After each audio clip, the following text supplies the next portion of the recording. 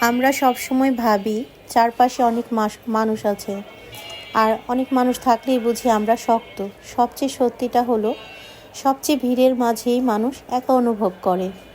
সবাই হাসে, আড্ডা দেয়, কিন্তু মন খুলে কথা বলার জায়গাটা খুব কম মানুষদের কাছেই কিছু কিছু আছে। আর যে আপনার সাকসেসে হাততালি দিবে, কিন্তু এই সাকসেস পেতে আপনি যে স্ট্রাগলটা করেছেন সেই স্ট্রাগলটা কিন্তু তারা আপনার পাশে আসেনি বা সাহায্য করেনি। আবার কিছু মানুষ আছে পাশে বসে চুপচাপ থেকেও কিন্তু আপনাকে সাহায্য করে যাচ্ছে। আসলে কিন্তু তারাই প্রকৃত বন্ধু, যারা আপনার নীরবতাকে বুঝতে পারে।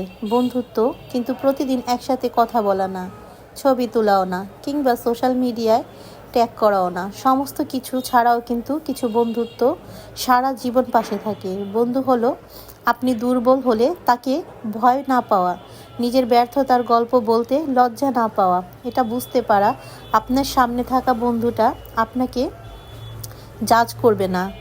মন তখন নিরাপদ থাকে যখন সব কিছুতেই আপনাকে অভিনয় করতে হচ্ছে না। আর যখন আপনি ভালো থাকার ভান না করে আপনি সত্যিটা বলতে পারছেন।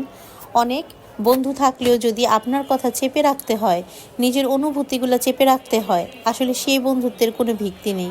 এমন একজন মানুষও যদি থাকে, আপনি তার কাছে সব কিছু নিজে বলতে পারবেন, নিজেকে হালকা করতে পারবেন।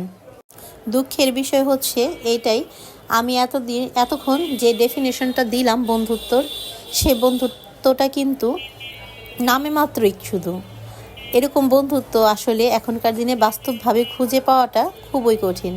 আর বেশিরভাগ বন্ধুত্বর নামেই পেছনে পেছনে ছুরিকাঘাত করাই কিন্তু এখন বেশিরভাগ মানুষের স্বভাব। আর বেশি কমন, আর খুব অদ্ভুতভাবে কিভাবে যেন আমরা এই অদ্ভুত জিনিসগুলোকে মেনে নিই। আর অলমোস্ট আমরা ভুলে যাচ্ছি বন্ধুত্ব মানে আমরা সেফ জোন।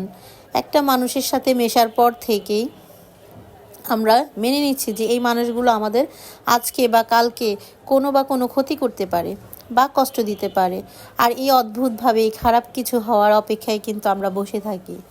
আর একটা বিশাল কারণ হচ্ছে, আমাদের কাছের কোনো বন্ধুর কাছ থেকে আমরা ধোঁকা পেয়েছি। কাছের কোনো বন্ধু এমন একটা কষ্ট দিয়েছে যে কষ্টটার দাগ আমরা সহজে ভুলতে পারি না। আর ঠিক এই কারণেই নতুন করে কাউকে আমরা আর বিশ্বাসও করতে পারি না। মন খুলে কিন্তু আমরা কথাও বলতে পারি না।